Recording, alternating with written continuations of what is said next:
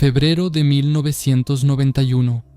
En un patio de Moscú, en la calle llamada Dmitri Ulyanov, cubierto por la nieve nocturna, de repente se escucha un grito desgarrador. Un grito penetrante, espeluznante, como si viniera de una bestia herida.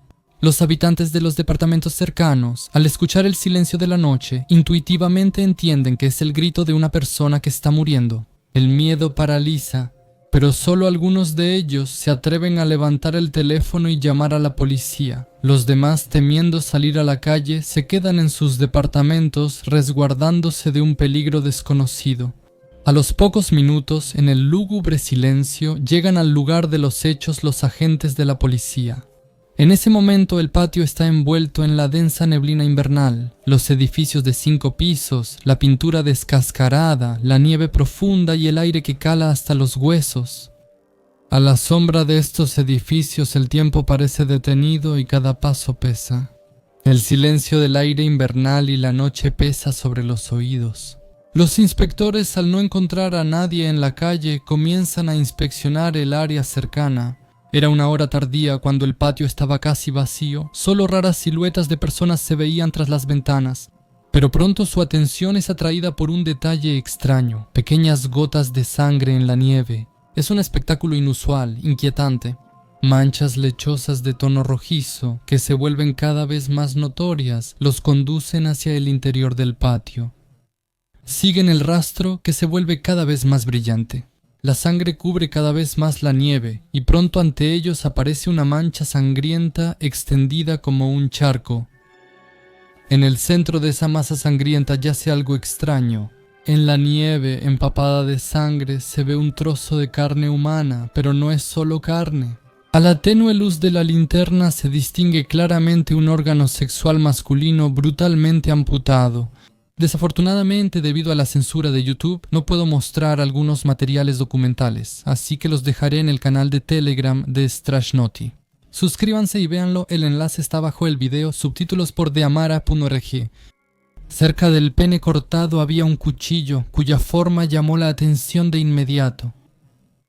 Es un cuchillo pequeño hecho a mano, con un mango de madera oscura con un dibujo distintivo que recuerda al tallado africano, con patrones cuidadosamente tallados, y la hoja es estrecha, ligeramente curvada, con rastros apenas visibles de óxido. Sería casi imposible hallar un cuchillo así en una tienda soviética común. Su forma única, claramente diseñada para algo especial, hacía pensar en un ritual o ceremonia. Obviamente el cuchillo es el vínculo entre la identidad del atacante o de la víctima y lo que sucedió en ese patio. Algo tan inusual y extravagante no pudo haber sido accidental. En las mentes de los agentes surgieron diversas teorías. Quizá la víctima estaba de alguna manera relacionada con quienes usan este tipo de artefactos en sus prácticas, o tal vez el cuchillo pertenecía al propio criminal y fue con él que se realizó la amputación.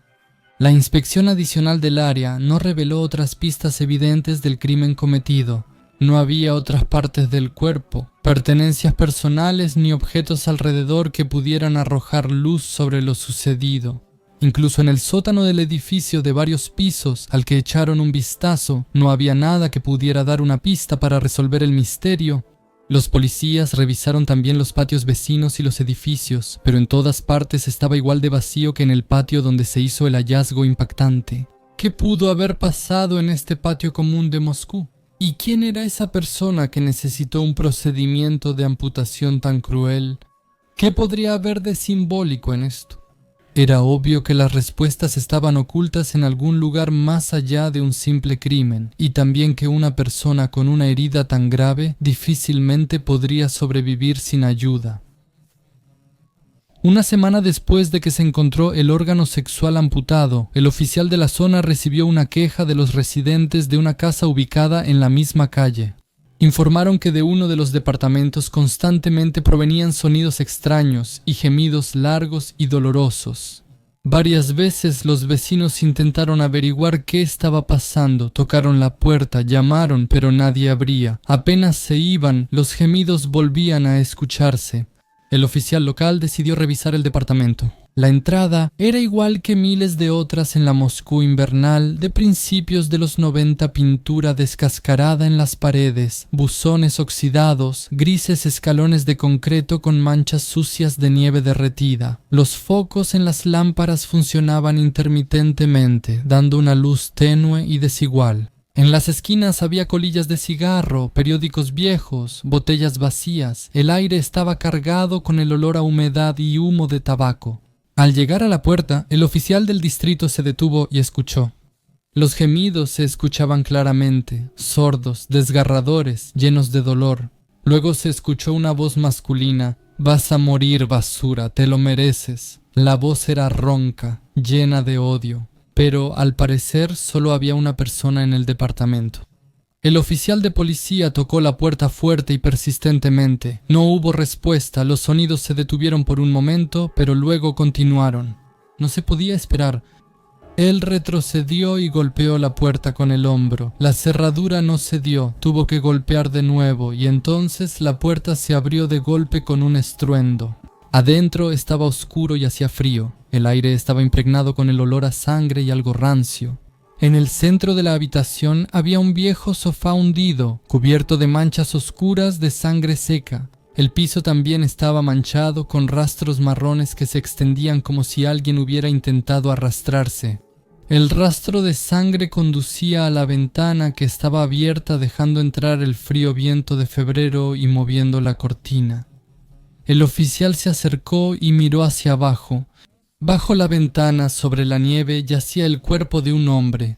Según los recuerdos de Vladimir Ivanov, quien trabajaba en 1991 como jefe de investigaciones del distrito Gagarinsky de la ciudad de Moscú, el cuerpo del hombre muerto fue llevado a la oficina de medicina forense de la ciudad de Moscú. La autopsia fue realizada por un patólogo experimentado, quien examinó cuidadosamente el cadáver, registrando todas las lesiones encontradas. Se descubrió que al hombre le habían sido removidos los órganos genitales externos de manera mecánica. El corte era irregular, con claras señales de una intervención brusca, lo que indicaba que la amputación fue realizada de manera no profesional o violenta. Además de esto, en el cuerpo del fallecido se detectaron claros signos de sepsis, una grave infección en la sangre causada por el desarrollo de bacterias en la herida. Los tejidos circundantes estaban inflamados, había comenzado un proceso necrótico, lo que indicaba un periodo prolongado de presencia bacteriana, inacción y falta de intervención médica. Al comparar este hecho con los hallazgos anteriores, la investigación llegó a la conclusión de que el hombre fue víctima de un criminal desconocido. Sin embargo, por alguna razón no buscó ayuda médica. La investigación confirmó que el órgano sexual masculino encontrado anteriormente en la calle Dmitri Ulyanov le pertenecía a él. Es evidente que los intentos de automedicarse llevaron al desarrollo de una infección grave. Dolor, intoxicación y la conciencia de estar condenado, al final su estado físico y mental estaba al límite. Cuando el oficial de policía tocó la puerta de su departamento, el hombre tomó una decisión definitiva. Eligió la única salida que, según él, tenía. Se quitó la vida saltando por la ventana de su propio departamento. La identidad de la víctima fue establecida en el menor tiempo posible. Se trataba de Evgeny Kukushkin, de 40 años. Un hombre divorciado que trabajaba como ingeniero de operación de equipos en instalaciones de gas. No obstante, la biografía del fallecido generaba dudas. Él no era un trabajador común. Durante sus años de servicio se destacó como un trabajador ejemplar, participó en varias misiones especializadas e incluso estuvo en el extranjero, específicamente en África. Después de la Segunda Guerra Mundial, la Unión de Repúblicas Socialistas Soviéticas expandió activamente su influencia, incluso en el continente africano, y una de las formas de hacerlo fue fortaleciendo los lazos con los jóvenes estados africanos independientes. Se establecieron relaciones estrechas con Etiopía, Mozambique, Congo y muchos otros países. Para un soviético no era fácil llegar a África. Los viajes al extranjero estaban estrictamente controlados. Sin embargo, los especialistas que trabajaban en el marco de acuerdos intergubernamentales podían ir allí a través de varios programas. Yevgeny Kukushkin llegó a África precisamente como ingeniero. Trabajó en uno de los países africanos a donde la Unión de Repúblicas Socialistas Soviéticas enviaba especialistas para construir infraestructura y extraer recursos minerales. Sin embargo, el hecho de que viajara al extranjero complicaba su pasado y lo vinculaba potencialmente con los sucesos que llevaron a su muerte. Hace 6 años, Kukushkin regresó de una larga misión en el extranjero. En reuniones entre amigos, él contaba con gusto sus aventuras africanas, que todos escuchaban con placer. Sin embargo, su entusiasmo no duró mucho. Medio año después de regresar, de repente se divorció de su esposa y luego se volvió completamente introvertido. Los vecinos notaron sus cambios. El que alguna vez fue un ingeniero sociable y respetado, dejó de recibir visitas y ni siquiera mantenía contacto con sus antiguos colegas. Kukushkin salía de la casa solo cuando era necesario. Con los años, este aislamiento se volvió cada vez más evidente. La investigación no pudo dejar de notar este hecho. En la vida de Kukushkin ocurrió algo significativo que cambió su carácter y sus hábitos. Probablemente la respuesta se encontraba en el pasado, en su viaje de trabajo, pero para encontrar esa respuesta era necesario encontrar a quienes conocían al ingeniero antes. La primera pista debía ser su exesposa. Sin embargo, resultó que ella había fallecido de neumonía hace 1 año. La pareja no tenía hijos, por lo que esa pista terminaba ahí. La investigación tomó otro rumbo. Entrevistaron a conocidos, excolegas y a todos los que pudieran arrojar luz sobre posibles enemigos del ingeniero. La forma en que le quitaron la vida sugería una venganza relacionada con motivos sexuales. La amputación del órgano sexual pudo haber sido un acto de cruel venganza iniciado por un esposo engañado o una mujer rechazada. Sin embargo, hasta ahora esta versión no estaba respaldada por hechos concretos. Durante el registro en el departamento de Kukushkin se descubrieron detalles interesantes. Su vivienda sobresalía del nivel de vida habitual para un ingeniero soviético. Muebles caros, electrodomésticos importados, objetos raros que no se podían encontrar en venta libre. Entre otras cosas, había también souvenirs de África, máscaras rituales macizas y figuras talladas. Sin embargo, lo que más llamó la atención fue un objeto, una funda de cuchillo. Por la forma, era precisamente ahí donde se guardaba ese cuchillo ritual encontrado en el patio junto al órgano amputado. Esto indica que el criminal no improvisó, sino que llevó el instrumento para amputar. Lo tomó aquí, en el departamento de Kukushkin. Días después, en la plaza Ho Chi Minh, en Moscú, todo estaba tranquilo. La nieve cubría las losas de piedra como una manta esponjosa. La plaza llevaba el nombre en honor al fundador del Partido Comunista de Vietnam, Ho Chi Minh. En su honor se erigió un monumento. Una escultura un poco extraña que muestra un rostro con una mirada impenetrable situada en el centro de un círculo. Por la mañana, la policía recibió un informe sobre una persona del departamento médico que yacía sin signos de vida en la plaza cerca de la plaza Ho Chi Minh. Los patrulleros acudieron al lugar, pero al llegar no encontraron nada. Los agentes comenzaron a inspeccionar el área. No muy lejos, entre la nieve y el lodo, se toparon con Mikhail Fanaev, un borracho local que hacía su recorrido matutino habitual en busca de botellas vacías. La atención de la policía fue atraída por un objeto extraño que colgaba de su cuello, un estetoscopio médico. Los policías decidieron interrogarlo, y el borracho confesó que había visto a un hombre con bata médica, todo ensangrentado, el que se llevó la ambulancia. Y el estetoscopio se le cayó de las manos a ese hombre, y él lo recogió. La revisión de los hospitales cercanos mostró que un hombre con una herida punzocortante en el pecho fue llevado a uno de los hospitales. Sin embargo, cuando el personal de la ambulancia llegó al lugar, él ya estaba muerto. Las causas de la muerte eran evidentes. Una herida profunda en la zona del plexo solar provocó una gran pérdida de sangre y el hombre falleció antes de que los médicos pudieran examinarlo y estabilizarlo. No se encontraron documentos con él, lo que dificultaba los intentos de identificarlo. Según los recuerdos de Vitaly Semtsov, investigador del grupo de investigación de la Fiscalía de la ciudad de Moscú que se encargaba de este caso penal, la puñalada fue tan fuerte que la hoja del cuchillo llegó hasta la columna vertebral, deformándola. Esto evidenciaba el increíble odio del asesino y que el golpe fue dictado por la furia y el deseo de causar el mayor dolor posible. Los paramédicos que llevaron al hombre al hospital señalaron que no tenía ningún documento consigo. Sin embargo, uno de los camilleros, que luego testificó, declaró que el difunto llevaba un amuleto en el cuello, claramente inusual y con algún tipo de simbolismo. Este amuleto resultó ser un elemento clave en la investigación. Como se descubrió más tarde, era el mismo amuleto que también llevaba Evgeny Kukushkin, el ingeniero cuyo cuerpo fue encontrado. El amuleto, traído de África, era tan raro en la realidad soviética que su presencia en dos víctimas no podía ser una simple coincidencia. Este hallazgo llevó a los investigadores a pensar en una posible conexión entre los crímenes, lo que cambió significativamente el curso de la investigación.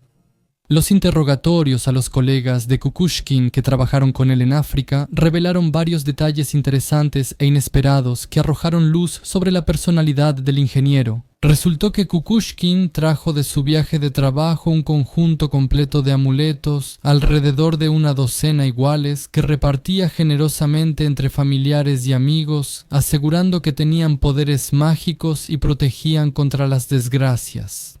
A pesar de esto, ninguno de sus conocidos pudo identificar al hombre asesinado con bata médica, que llevaba exactamente el mismo amuleto en el cuello.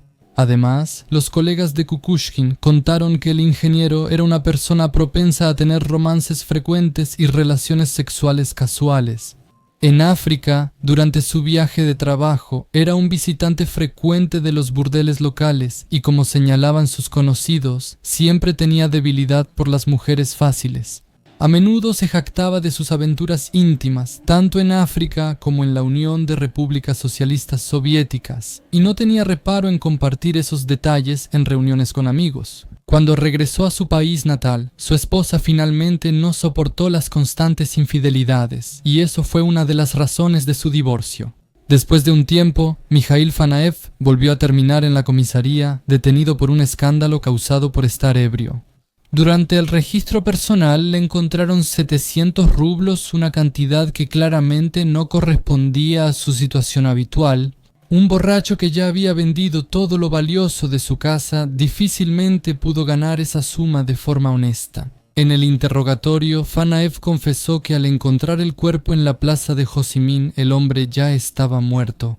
Él explicó que, antes de que llegaran los agentes de la policía y la ambulancia, registró el cuerpo y le quitó 1.500 rublos.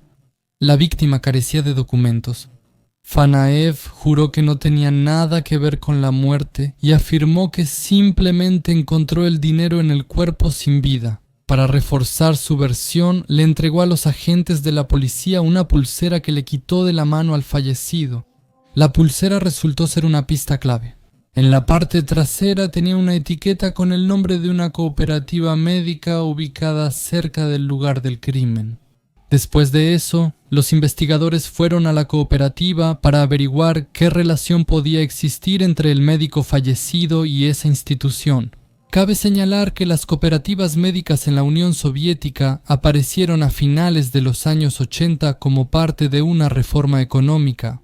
Estas cooperativas ofrecían servicios médicos de pago, y aunque formalmente debían operar dentro del marco legal, en la práctica muchas de estas cooperativas funcionaban en una zona gris. El grupo de investigación que llegó a la cooperativa médica no pudo evitar notar el comportamiento extraño del guardia de seguridad. Hablador, sonriente, intentaba retrasarlos y ganar tiempo, diciendo que el director médico estaba en una reunión importante. En ese momento, un fuerte olor a quemado llenó el aire, proveniente del interior de la cooperativa. Los policías y los investigadores se miraron entre sí. Estaba claro que ese olor no podía ser una coincidencia. Sin perder tiempo, apartaron al guardia y se dirigieron rápidamente hacia la fuente del humo. El pasillo estaba débilmente iluminado y cada uno de sus pasos hacía eco en las paredes. El olor a quemado se intensificó. Al acercarse al despacho del director médico, el olor era tan fuerte que los investigadores se taparon la nariz para no asfixiarse. En el despacho del director médico flotaba humo en el aire.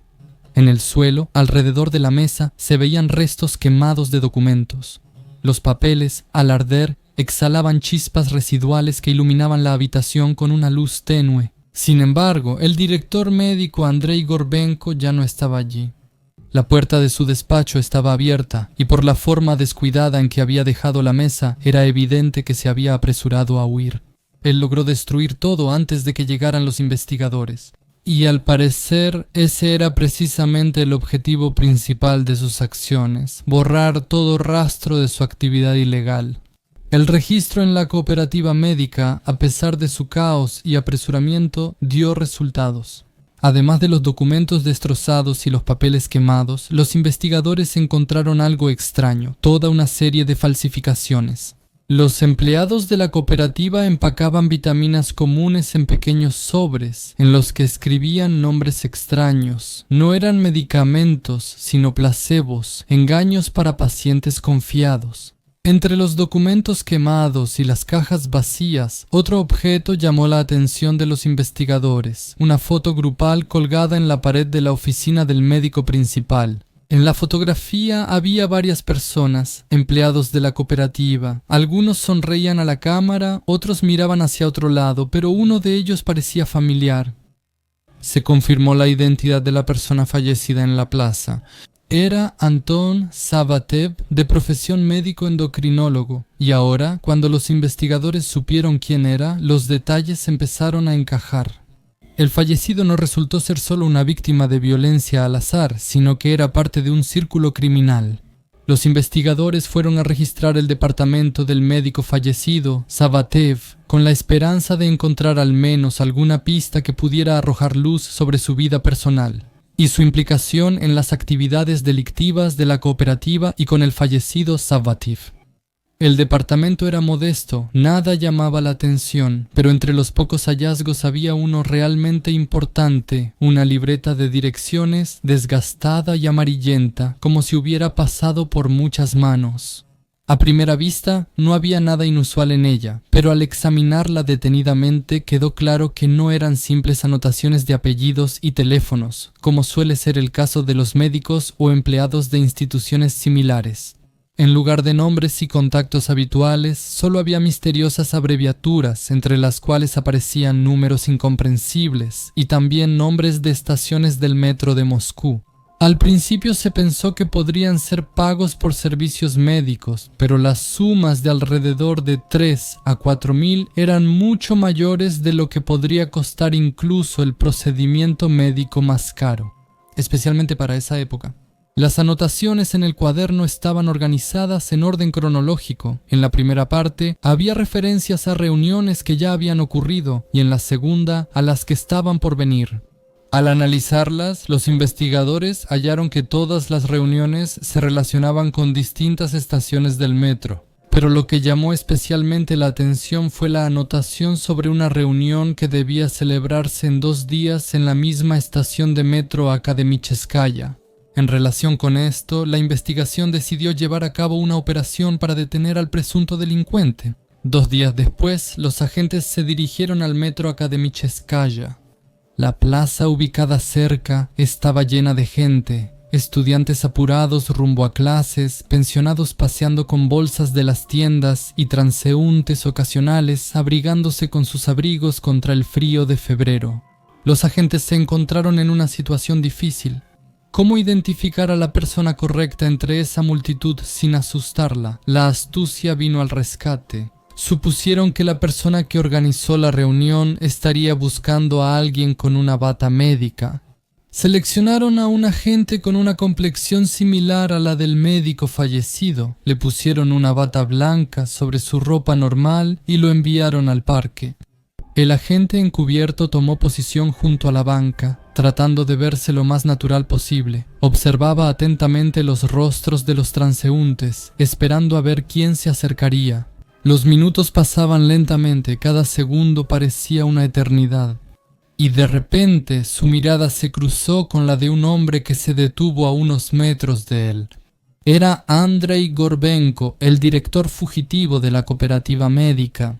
Su rostro, normalmente seguro y tranquilo, ahora mostraba confusión y miedo. Claramente entendió que había caído en una trampa. La tensión llegó al límite. Gorbenko, al ver que frente a él no estaba su conocido, sino alguien desconocido con una bata médica, se dio la vuelta bruscamente y salió corriendo.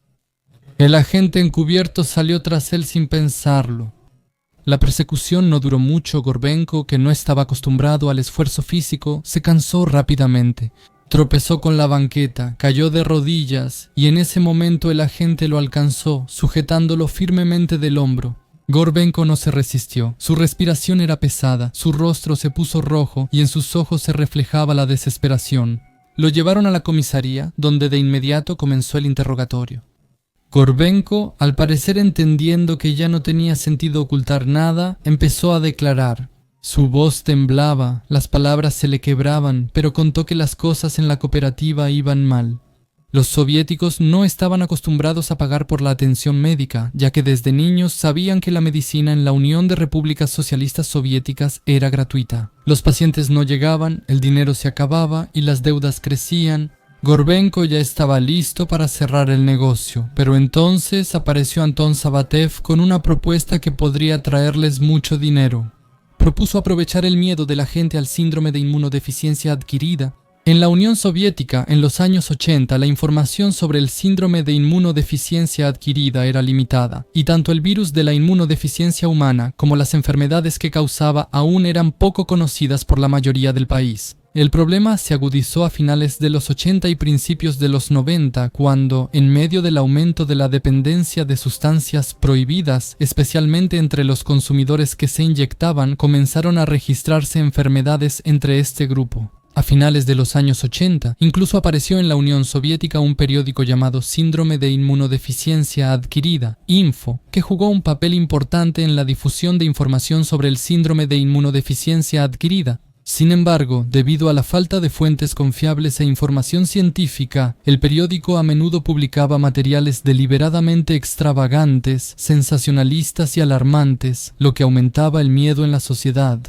Además, en muchos otros periódicos se publicaban artículos sobre casos aterradores, donde supuestamente había locos en el metro que infectaban a otros pasajeros con agujas.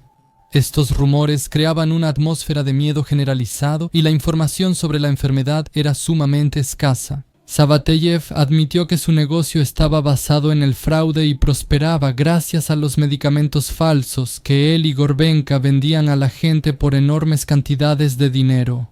Él y su cómplice engañaban a los enfermos ofreciéndoles placebos, vitaminas inofensivas o sustancias inútiles disfrazadas de remedios milagrosos contra el síndrome de inmunodeficiencia adquirida y otras enfermedades mortales. Las personas que habían perdido toda esperanza en la medicina oficial compraban estos medicamentos, creyendo que era su única oportunidad de salvarse. Anton Sabatev no pensaba en las consecuencias. Para él, lo más importante era el dinero ganado a costa del miedo y el dolor de la gente. Los medicamentos que él y Gorbenko vendían no tenían ninguna eficacia, eran solo el resultado de la avaricia y la irresponsabilidad de personas dispuestas a pasar por encima de los demás y lucrar con el sufrimiento ajeno. En el interrogatorio, Andrei Gorbenko afirmó desconocer que alguien buscaba matar a Sabatev. Él explicó que fue al lugar de encuentro en el parque únicamente para advertirle a su cómplice que los agentes de la policía habían empezado a interesarse en su clínica. Sabía que Sabatev tenía una reunión programada y quería advertirle para que pudiera deshacerse de posibles pruebas. Gorbenko contó que no sabía los detalles de la reunión, pero aclaró que cerca del monumento el fallecido solo se reunió con una persona, el esposo de una mujer llamada Anna Soloviova, quien había sido hospitalizada recientemente. La investigación llevó al grupo de investigación al hospital distrital, donde se descubrió que Anna Soloviova, esposa de Gleb Soloviov, ya se había suicidado en ese momento, cortándose las venas. El grupo operativo, al recibir información sobre una posible conexión entre el esposo de Anna Soloviova y la muerte de Sabatev, se dirigió a la dirección donde vivía Gleb Soloviov. Poco después fue detenido y durante el interrogatorio admitió toda su culpa y contó en detalle cómo sucedió todo en realidad. Según los recuerdos de Vitaly Simtsov, investigador del grupo de investigación de la Fiscalía de la ciudad de Moscú, Gleb Soloviov, al rendir declaración durante el interrogatorio, reveló detalles de su vida con Anna. Él contó que eran personas felices, que llevaban una vida común, tranquila, pero próspera. Gleb y Anna tenían buenos trabajos, un círculo de amigos leales y planes en común para el futuro. Juntos criaban a su hija María y soñaban con un futuro brillante, lleno de armonía y felicidad. La tragedia en la vida de la familia Soloviov comenzó cuando Anna intentó ayudar a su amiga y a su esposo, Evgeny Kukushkin, con quienes había sido amiga desde la época de la universidad. Evgeny regresó recientemente de su misión en África y su relación con su esposa estaba al borde de la ruptura. La esposa de Evgeny, cansada de las constantes infidelidades, declaró que sabía de todas sus aventuras en África y tenía la intención de pedir el divorcio. En busca de reconciliación, Anna fue al departamento de los Kukushkin, esperando ayudar a sus amigos a encontrar un entendimiento. Pero cuando la esposa de Evgeny se fue sin querer reconciliarse, Anna se quedó sola con él. Evgeny, borracho, empezó a acosar a Anna, le pidió que lo compadeciera y que tuviera una relación íntima con él. Al principio, Anna intentó resistirse, pero al final, Evgeny la arrojó bruscamente al sofá y la forzó. Anna estaba en shock y avergonzada por lo sucedido, así que decidió no contárselo a nadie, ni siquiera a su esposo Gleb. Un año después, Anna tuvo a su hija María y al principio todo parecía bien. Gleb estaba seguro de que Masha era su hija, y aunque su esposa se volvió más reservada, él no sospechaba que pudiera haber algo mal. Pero después de 5 años, la situación cambió drásticamente. La niña pequeña empezó a enfermarse con frecuencia y los médicos no podían encontrar la causa de sus malestares. Después de una serie de análisis, se hizo evidente que tanto Anna como Masha estaban infectadas con virus de la inmunodeficiencia humana, mientras que Gleb estaba limpio. Este diagnóstico fue un golpe para Anna. El dolor oculto de pensar que su hija podría ser resultado de una violación solo aumentó su sufrimiento. Ahora, sabiendo sobre su enfermedad, Anna entendió que tendría que pasar el resto del tiempo que le quedaba sufriendo. Para Gleb Soloviov, este diagnóstico fue un verdadero golpe. No podía entender cómo su esposa y su hija pudieron haberse contagiado de virus de la inmunodeficiencia humana. A Gleb los médicos le recomendaron divorciarse y olvidar a la niña, pues según ellos no les quedaba mucho tiempo. Pero esos consejos solo aumentaban el dolor de Gleb. En ese momento, él no sabía cómo había empezado todo ni qué secretos se ocultaban en su familia. Durante mucho tiempo no pudo aceptar que su vida, llena de alegría, amor y planes para el futuro, se estaba desmoronando por alguna fuerza desconocida que irrumpió en su hogar y lo destruyó todo.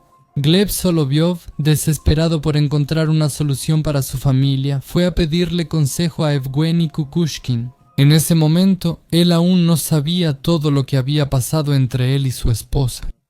Resultó que Kukushkin sabía sobre su diagnóstico que contrajo en África durante sus aventuras con prostitutas exóticas, pero lo ocultaba de todos, intentando encontrar una cura por medios no convencionales, ya que la medicina oficial era impotente. Al final, puso a Gleb en contacto con unos estafadores de una cooperativa médica, Andrei Gorbenko y Anton Sabativ, quienes le prometieron venderle una medicina milagrosa. Aseguraban que habían encontrado un medicamento importado que curaría el virus de la inmunodeficiencia humana de su hija y su esposa al 100%, y Gleb, a pesar de su intuición de que lo estaban engañando, cayó en su trampa porque desesperadamente se aferraba a cualquier oportunidad de salvar a su esposa e hija.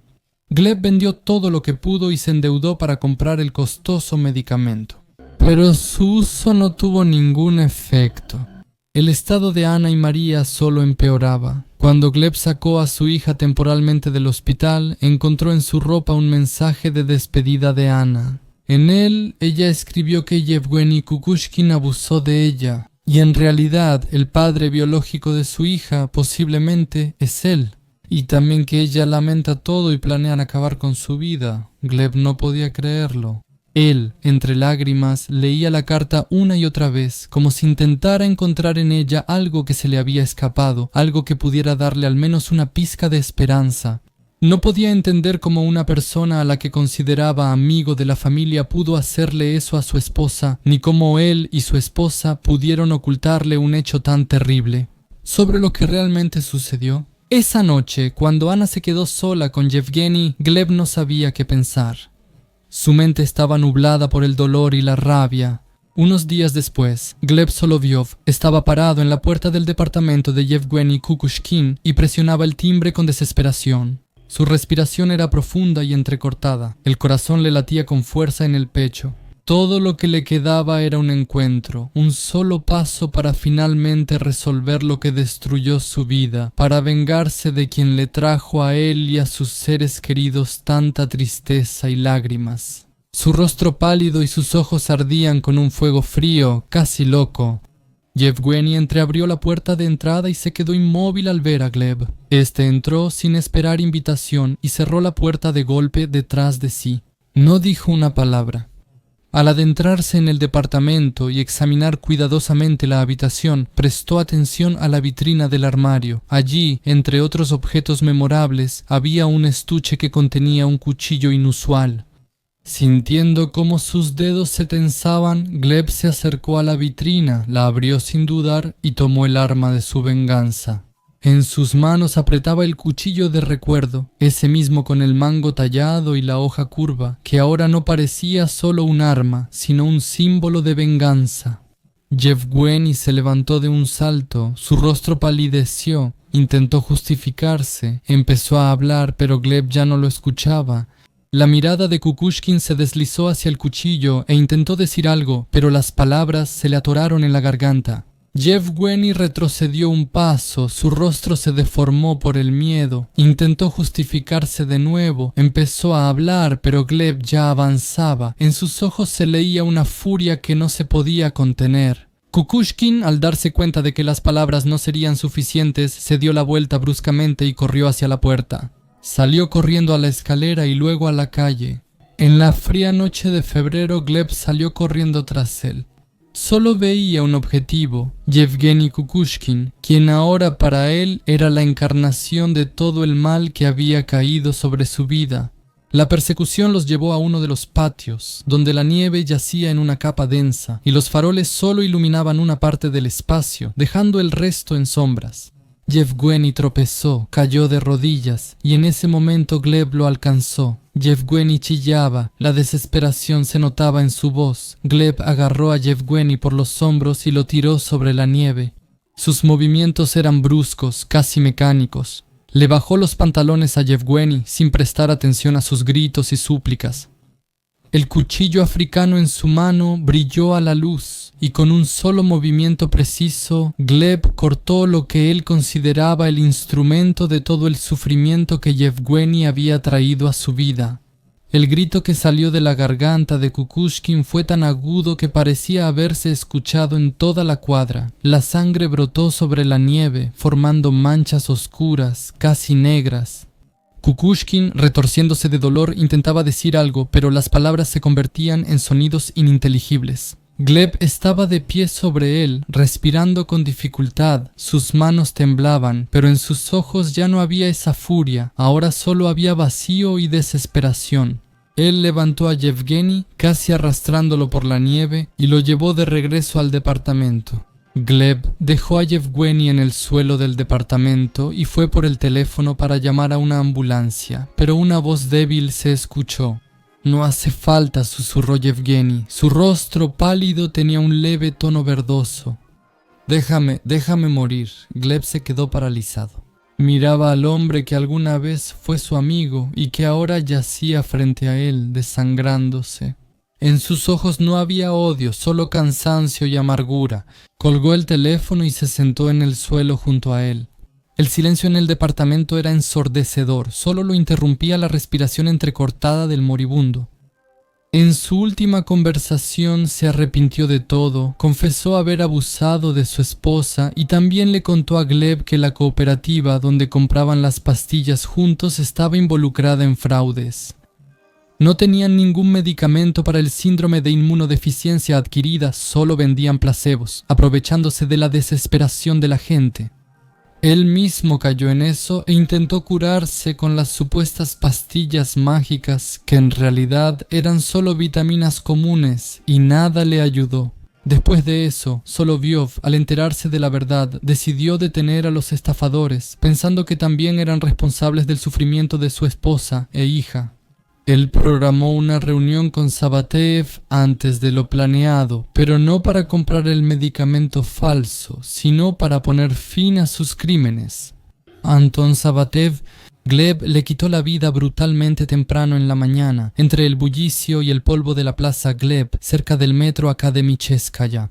Él planeaba ir al hospital para contarle a su esposa sobre su venganza y detenerla, pero fue interceptado por agentes de la policía en la dirección de su domicilio. Después de ser detenido, a Gleb le esperaba otra terrible noticia. Los agentes de la policía le dijeron que ya no podría ver a su esposa ni hablar con ella sobre todo esto, y detenerla, porque para ese momento Ana ya se había quitado la vida. Al darse cuenta de toda la profundidad de la tragedia, Gleb aceptó cooperar con la investigación. Lo único que pidió fue que le permitieran despedirse de su querida hija Masha. En cuanto a Andrei Gorbenko y las actividades de su cooperativa, se abrió un caso penal separado contra él y varios de sus subordinados. Sin embargo, los resultados de la investigación, así como el castigo exacto que recibió, actualmente se desconocen. Además, hasta el día de hoy sigue sin estar claro el número exacto de personas que fueron víctimas de los estafadores. En 1991, Gleb Solovyov fue condenado a pena de muerte, pero más tarde la sentencia fue conmutada por 15 años de prisión. En caso de que se le negara la libertad condicional, Gleb debía salir en libertad en 2006. Sin embargo, actualmente se desconoce si cumplió su condena completa y si, después de ser liberado, se reunió con su hija. Y en general no se sabe nada más sobre él, ni siquiera se sabe si sigue vivo. Si no es así, tampoco se sabe cuándo falleció. Tampoco se sabe nada sobre el destino de su hija María. ¿Y usted qué opina sobre este caso? Comenten, reaccionen, activen la campanita y suscríbanse al Telegram, donde dejaré materiales extra